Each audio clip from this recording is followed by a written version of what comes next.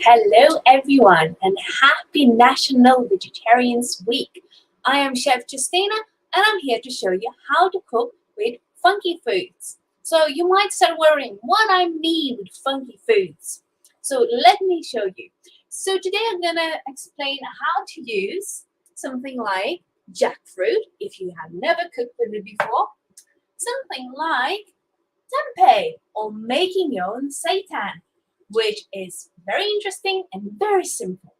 Before I start, let me introduce a couple of publications which you might be interested in. So we have multiple publications on our website. So one of those would be Nutrition Guide, which is very useful if you're looking to care for vegetarians or vegans. So today we're cooking with funky foods, but we also have something as simple as veganizing classic dishes. So if funky food is not something you're interested in, please have a look on our website in publication section for these and more publications. So I will start today with making pulled jackfruit. So it's barbecue. It's suitable for sort of barbecue style burgers, even wraps or burritos if you like. So I'm preheating a pot with a little bit of oil. I'm using a pot because it's going to be saucy. So just want to make sure it doesn't splatter all over the place. So now let's talk about jackfruit. If you have never heard about jackfruit, you might go to Google and type in jackfruit. And then you instantly will think, it's durian. Is that stinky fruit everybody's talking about? But it is not. It's actually different fruit, but it looks really, really similar. So when you open a tin, it will be covered in water. So you're draining the water, and then you're gonna have pieces like that. So all the fibrous bits comes from the top. So the bottom is really hard and rooty. So we want to remove this hard bit and leave these fibrous bits. So now you're thinking about barbecue sort of style, and then you're thinking possibly so it's meat replacement then. That's very common mistake. A lot of people use jackfruit and label it as meat replacement, as a lot of the shop bought meat replacements could actually be. But this unfortunately is more full of fiber. So don't have as much protein to be called meat replacement. It does replaces some meat products such as is burritos and as I mentioned in burgers. So what I'm just doing, removing that hard bit, and then I'm just going to use my fingers to try pulling apart as much as possible. So it's just really nice and simple. So just tip them all out. So make sure to drain them before you do that. And then just chopping the ends off. Increasing the heat so it's starting to a little bit warmer. And then we're just going to use our fingers to put it in the pan. So as much as possible. So make sure the oil is not too hot because there's still a bit of juices left in here. Ideally, you can drain them. Another thing, inside, you might find seeds like that. So they're quite round, looks like little pickle onions. So just remove those as well, just to make sure it's not too hard when it's cooked. Because it cooks a little bit different and you might bite into it and not enjoy it as much. So whilst I'm cooking this, I'm wondering, did you have any plans for National Vegetarians Week? Or perhaps you need some ideas because it's never too late to start. So I thought maybe you want to include your residents and do some activities, perhaps to raise more interest in food. So one of those things you can do is just doing a demonstration, just cooking demonstrations, perhaps having some voting cards and some tasters, and people can decide what they prefer. Perhaps a dish you're going to make, something even like this jackfruit. You think nobody's going to like that, but then people will start to vote, give it a try, and perhaps you end up adding it on your menu. So that's just another way to including people and being a little bit more interested in food. Another thing you can do is cook along. So if you're making bread or even biscuits, just asking your residents to help you. And that's just sort of brings back good memories, just like baking. And it's just a little bit more care. It's just something really lovely to work with the dough. So that's something you can add as well. Another thing which is quite useful, which you don't really have to do much about, is joining Virtual Lunch Club, which we run every fourth Tuesday. So completely free of charge. and just have to connect on Zoom and last for an hour, and we all chat with lovely people and make new friends. And it's all really happy food environment. So it's just getting a little bit more thinking about food. So it's just not something served in front of you. You actually get hands-on, you talk about it, and possibly raises a little bit of appetite. So there's other things such as having some publications, like I showed you before, having around so people could actually have a read and just sort of look into recipes, and perhaps it will be really appetizing and people just be a little bit more happier. So I actually finished doing all the shredded jackfruit, increasing the heat so it could start cooking off extra water, and we wanted to sort of start browning. So whilst that's cooking, I'm going to chop up one brown onion, and then you can add anything at this point, any fruits or vegetables you want. I'm mentioning fruits because this is going to be with barbecue sauce. So anything a little bit fruity or something like tomatoes would work really well in here. Some recipes actually use sugar. Instead of sugar, you can actually add chopped up dates if you need extra sweetness. So you don't actually need to add sugars, and fruit is just brilliant, another source of fiber. So you're going to add a little bit of onion. So now you're already thinking, how am I going to serve this? So if you want it in the wrap or you want it in the burger, this is how small you want to chop everything. So I want it to be just slices, quite thin, and then just going to go in there. If it's too small, they might start falling out. If it's added in the burger, just adding all in here. The other ingredient, I will use a little bit of red pepper. So I've reserved 1/2 for our other recipe we're going to show later. And then this half I will add in here. So I'm just removing seeds with hand. You can obviously use different techniques to do the pepper. I will show you with another half of the way of doing it. And then just going to slice that this way. So it depends how large is the pepper. Maybe you just want to do a little bit of chunks. And I will slice the long bits in the half again. So it's a little bit shorter. And mix everything through. Another way you can add different flavors by adding different sauces. So now it's just quite plain. And you will need to build up the flavors in here. So just mixing everything in just to have a look. So it's already looking quite colorful. Just getting a little bit more vegetables cooked. So everything needs to be quite soft and really sort of melt in the mouth. So that's just trying to cook it quite slowly while it's browning. Okay, so just cooking that slowly all the way through. And whilst that's cooking, I'm gonna start mixing my barbecue sauce. So you can buy already bought barbecue sauce, or you can actually make your own. If you don't cook with barbecue sauce so often, you might not need a big jar of it. So what I've done, I added some ketchup, some Dijon mustard, apple cider vinegar, and smoked paprika, salt and pepper, and then I'm just going to use a fork to gently mix that up until it's a nice, complete texture. So of course you can add just paprika, or you can add a little bit of smoked paprika if you like your barbecue sauce a bit smoky. Another funky ingredient could be liquid smoke. So if you like using liquid smoke or smoky food, smoked paprika, liquid smoke has that little bit of aroma of smokiness, this charred, as if you would be having a barbecue.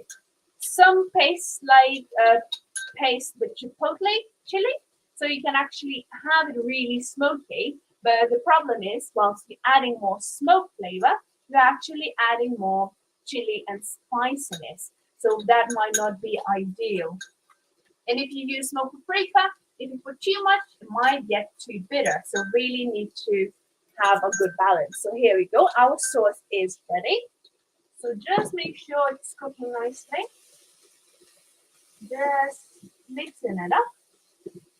And then when you see the things are getting a browner, especially jackfruit because it went in first, I want to add the sauce.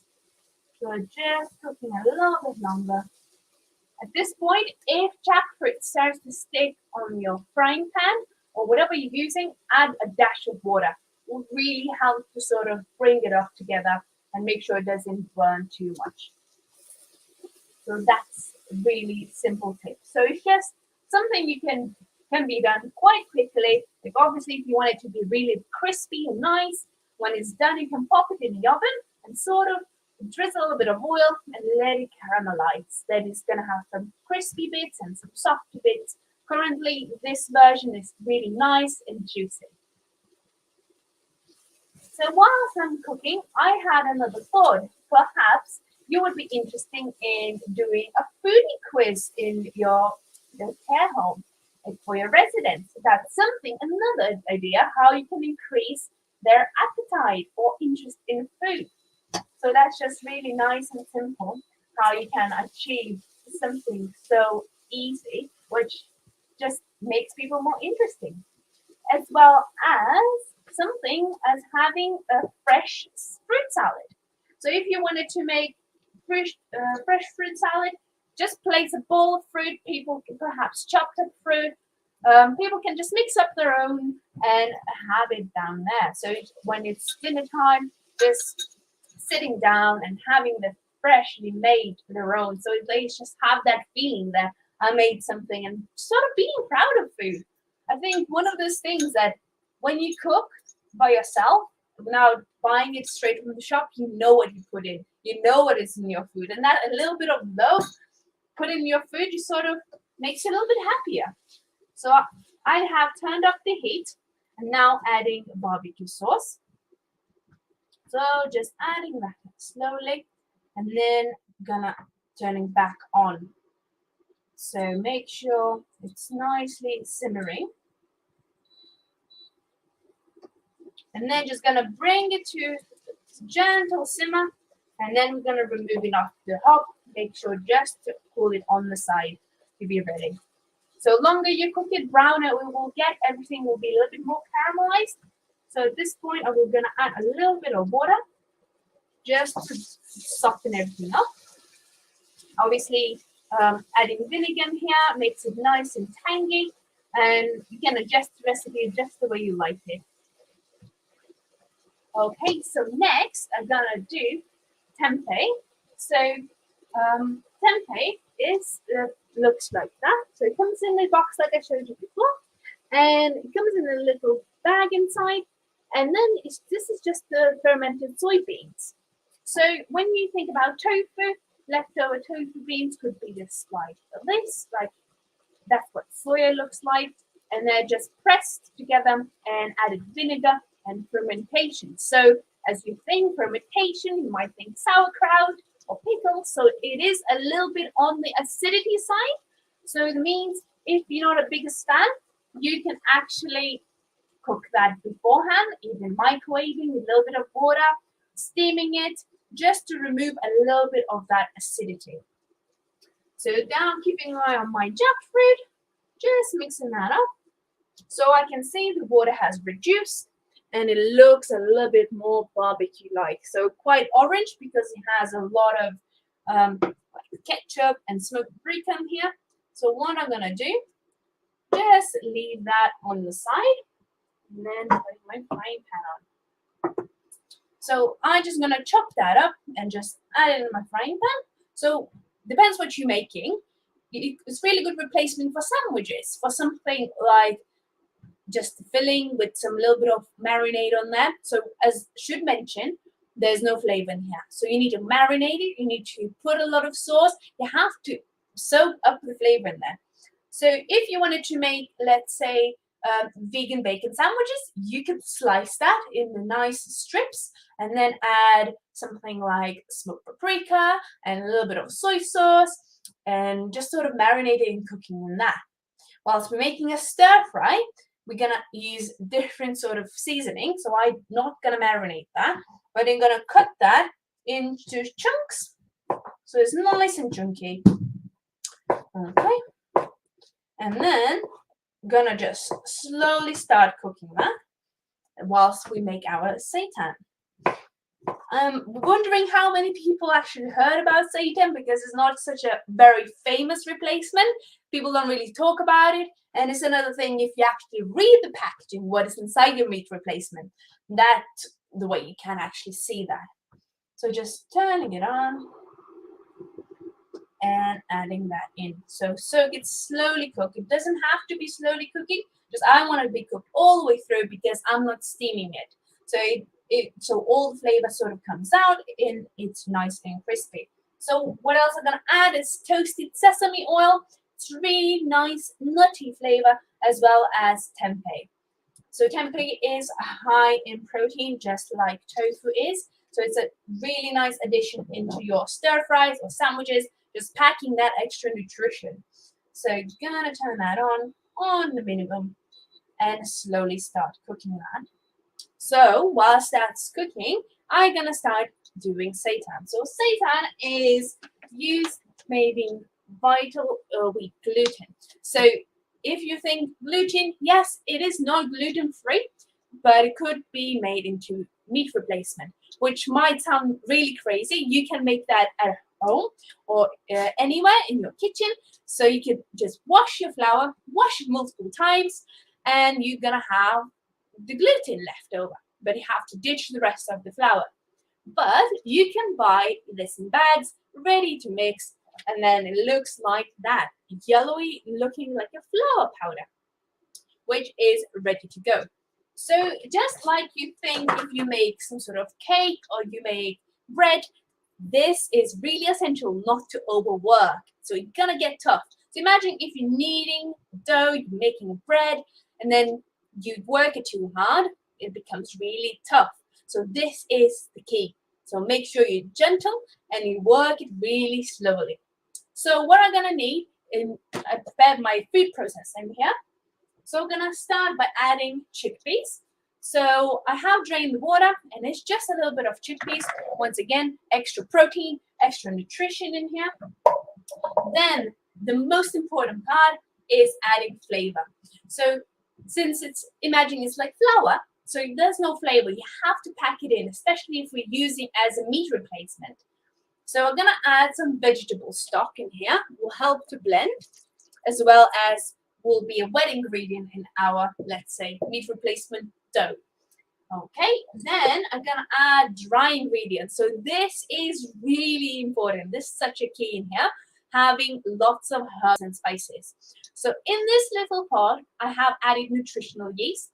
So if you never heard of nutritional yeast, so it has vitamin B12 and has this really cheesy, tangy flavor, which is quite nutty and umami-like. So it's just brilliant addition. So having nutritional yeast in here, oregano, smoked paprika, coriander, onion powder, garlic powder, and cumin. So that's quite a lot of spices. So just adding that in, just boosting the flavors, just building that up. Then we're gonna add our wet ingredients, which is tomato paste, Dijon mustard, some liquid smoke like I showed you before, and soy sauce. So that is going in, just all the way in here.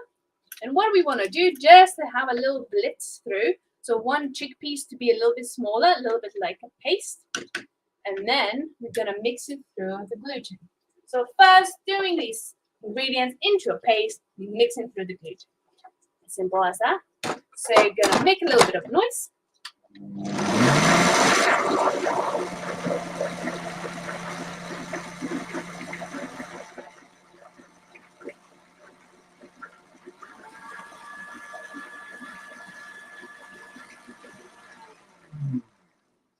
All done. So if you have really strong food processor, that will be really helpful. If you have a large one, you can make larger quantities. So it looks like this. Final product, quite nice and paste-like. There are a little bit of chunks in here, which is not a problem at all. And then gonna use a spatula to scrape it all out. So you want all the goodness, all the flavors just going straight in there. Whilst tempeh is cooking nicely, smelling like sesame and stir fries. So just gotta keep an eye before I get my hands too dirty. Okay, just mixing it up, taking the spatula and flipping it over. Yes, it's getting brown. It's really nice, getting nice and golden, which is just adds a little bit layer of crispiness. So it doesn't have to be brown. It could actually just be eaten quite pale, but it's a little bit of texture, a little bit of caramelization in there. Just add that extra love. Okay, just mixing that up and leaving it to cook a little bit further. So I have added my puree. First, I'm gonna start by mixing it with the spatula, binding it all together, just folding it all together. But as you're gonna notice, it's gonna start to get quite lumpy and stringy. And if you have never worked with this before, you might be quite intrigued. What is happening? Because this really might be strange for you. So what do you want to do? Just sort of push the puree in, push the wet ingredients throughout. If you're not kind of distributing it evenly, you might get some leftover of this powder left, which is not a problem. It will be steamed. So the idea with seitan or wheat gluten meat replacements is having it steamed first. So if you don't have a steamer, you can actually place a pot with some water on the top, adding colander or a sieve or anything with some holes in there, and then adding your prepared meat replacement, adding a lid on top and simmering slowly, which really helps just to get that extra sort of tenderness. So just gonna wipe my spatula and then get my hands dirty. So you already see it's starting to lump up together. So now I'm just pressing them into lumps. So now I'm feeling it. So now it's about feels. So when it starts to get a little bit firmer, it's ready to go. So we don't want it to make sure it's quite nice and round ball. It will be a little bit all over the place. So whilst I'm sort of kneading it down, I'm trying to press them into kind of one piece. At least this mixture might make 3 pieces. So sort of kneading it down and gluing it to each other. You will see some chickpeas pieces might be falling out. So you just have to leave them behind because it becomes really fibrous. These fibers might not hold bigger chunks. So now I'm shaping it into my desired shape. So you can make them small or large. So in this recipe, we will cut them up so it doesn't quite matter how big the slice is. But if you're planning to serve that by itself on the plate, perhaps considering smaller sizes and a little bit thinner because it will pop up a little bit when you steam it. So it will be nice and quite big. So just made the first one. So as you see, that's quite large and we have at least 2 or 3 left out of this mixture. So just mixing that up as well as just having a little pasta in here. Okay, that looks nice. So next step, I'm gonna place that, reserve it for later, and then I'm gonna prepare my foil and tiny side up, putting my little seitan steak in here, and then kind of loosely wrapping. So I don't want to be completely wrapped. I want some steam to get in there, but not too much. I don't want, if you use a steamer, there's tendency of steamer to go up and then drip down. So if you wrap it too loosely, you're gonna have this lovely thing swimming in lots of water, which we want to avoid. So we just loosely wrap it. Just make sure no water sits on it, and it goes in a steamer or your homemade steamer if you prefer. Obviously, you're not gonna make you wait. It will take around 20 to 30 minutes to steam, depends on the size. So I'm gonna leave that aside, and I will show you the final product. So the final product, when it comes out of the oven, nice steamer and steamed, would look like that. So you can actually see a little bit of chickpeas in there. So looks exactly like as it went in. A little bit moisture when the steamer kind of steams it. And you can see it's really kind of bendy. And if I try to rip it apart, it's not really easy. So it's quite chewy in terms of like meat replacements would be. So more you work, the harder we'll get. So what I'm gonna do now, I'm gonna slice it up. So very thin slices because it will be fried again. So you could prepare that in advance and fry it as it's served. So it doesn't have to be steamed and fried straight away. It's quite a little bit of prep you can do in advance. Once again, if you're making a stew, you could actually, instead of steaming it, just putting it straight in the stew and cook it for longer. Different recipes, it does it differently. So I have quite made thin shredded pieces, so which we could put in wraps. Once again, check it on my tempeh. That looks good already. Okay, let me show you one piece. There we go. So really nice browning, really nice and easy. You can see a little bit more of soybeans in there. Let me wash my hands very quickly. Okay, and then we're gonna start our stir fry. So seitan nice and ready. It's full of protein and it's really stretchy. So something, if you're planning to make it for someone who might have dentures or might not be very confident with chewing a lot, cut it up smaller or thinner, so it's a little bit more nicer. So now we're gonna start adding all other ingredients in here. So I reserved another side of pepper. So we're gonna other way of cutting the pepper is avoiding these white bits out of there. So it's much easier if the pepper is whole, but the idea is that you're slicing around it. So obviously you're not gonna see this as you're cutting it whilst it's whole, but you're just sort of making these strips. So you're sort of holding the top and then cutting into strips. So what you're gonna have left is the white bits off, and then you have nice. It's a little bit more convenient if you are making something as a finger food, which is getting quite popular, making finger food. So perhaps chopped up vegetables with homemade hummus or any other bean dip if you prefer, just sort of sliced up and having around and available. So just gonna make them into chunks, a little bit of color. What we want to add to our stir fries, having a lot of color. So we have a little bit of yellow, have now a little bit of red, and then we're going to make our own sauce. So very, very simple. Adding some soy sauce, which I have a little bit of water down here, which will just dilute our soy sauce. Then we're going to add a little bit of garlic. So just put garlic. And then that will be ginger as well. So just really simple sauce. You can make that at any time as you need it. Obviously, you can buy ready-made sauces.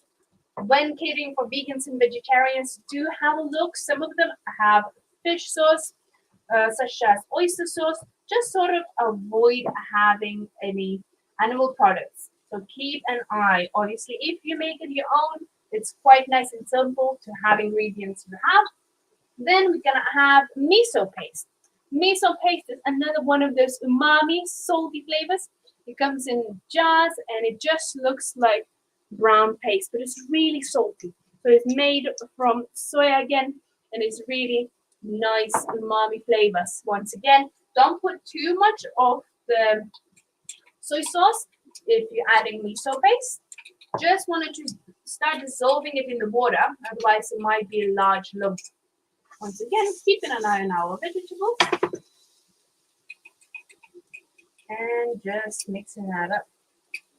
Then we're gonna add ginger. That's something you can completely skip if you don't like that. A tip for using ginger, so if it looks like that, you use it to your teaspoon and peel amount of ginger you want. So I'm just exposing one end and it's ready to grate. So just gonna grate the ginger straight into our sauce. Not too much because it's quite small. Obviously, if you want to make a larger sauce, you might need to add corn flour to thicken it up. Currently, we're going to do a small one and using tempeh, or even if you're using anything like, let's say, tofu, will soak up the flavor and soak up all the sauce. So it will become kind of thick instantly. So just have to keep an eye. So nice, because of paste in here, it's thicker as well. We'll be using ready to go noodles. So you can actually microwave those or blanch them in hot water or just add them straight in your stir fry. Make sure they're vegan. Most of them are, but some of them might have egg in them or other products. So keep an eye on that. Obviously, make dry noodles and cook them in advance if you have time. Once again, a bit more color. So we're gonna have a little bit of courgette, just slicing them. Okay, so that's quite nice, and so just in there. So adding things gradually. So think how crispy you want it to be. So if you want things to be really crispy, add them a little bit later. If you want it completely cooked and melting in your mouth, just really slow cook everything. So tempeh nice and crispy, peppers medium crispiness. Now courgette takes not that long to cook, so I'm adding it a bit later. Then I'm gonna use carrot. We're gonna peel it and use the peeler to have like carrot ribbons.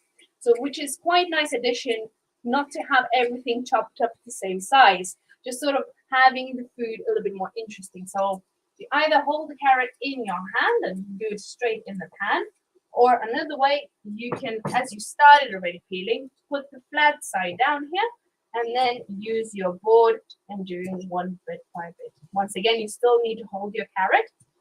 So just strips like that. And then as much as you want. Since it's quite nice and thin, it will cook quite fast. So don't overcook it because it's going to start falling apart. So when you're happy with your all vegetables, looking really good, adding noodles. So might not add all the noodles at the time. Depends how much vegetables you have. So I'm adding just a half. Might not look in the proportion, but when everything is mixed, it's just going to be lovely. So want to heat through the noodles. And whilst that heating up, now we're going to start thinking about what we're going to serve it with and how everything we just made today going to come together on one plate or perhaps a couple of plates. So once again, we still have our BBQ Jackfruit. So I'm going to reheat that slowly, but adding azuki beans as well. So tinned beans, and they're quite dark. You can use black beans if you like, and then sort of mixing that way through. So I don't want to do it too early because beans are cooked. So if I add them as soon as everything else, they're going to be really mushy. So I still want to have some texture. I still want to see some beans in here. So mixing all the way through. And then going to put that on the heat just before serving. Obviously, feel free to add any salt or pepper, anything extra you like. And then I'm going to add a little bit of red onion into our stir fry because onion is just great in stir fries and really brings the flavors together. Okay, so everything is coming together. Just make sure you don't burn anything because noodles might catch on the bottom. Feel free to add a little bit of water. Okay, and then that's nice. Okay, so what are we going to serve it with? Our jackfruit could actually go inside the burger buns. So little finger burger buns. Make sure they are vegan as well. Some of them have eggs or milk in there. Even the ones just the glaze sometimes have dairy in there. So just keep an eye before you buy them. And other version just having them in the wraps. So serving something like burrito or even tacos if you fancy. Adding on some sort of like a tortilla chips on the top, just different ideas. You can even serve it on top of rice or pasta. Just be creative. Even baked beans. Just surprise each other. So yeah. So everything's looking really nice and hot. I'm gonna turn it to max. We're gonna put our sauce on top and it starts to sizzle. If you could smell that, it'd just be hungry instantly. Just mixing that up. So sauce are getting quite thick straight away. Coating on noodles and the tempeh. Since we have raw garlic in here, want to cook for a couple of minutes just to cook off the garlic.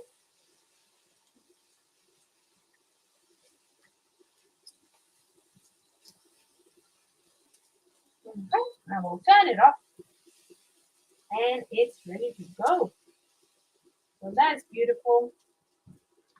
Just once again, adding a little bit of pulled pork replacement, such as jackfruit and beans, which is amazing for the faithful gonna have our stir fry, which straight goes on the plate. Look at those colors. It just shouts summer, spring, just such a beautiful dish. If you have something in front of you like that, you definitely want to dig in. And that's quite rich in protein and fiber, which is amazing. So we're gonna put that on the side. Make sure mix through our jackfruit, and then gonna fill your favorite chosen wraps or burger buns.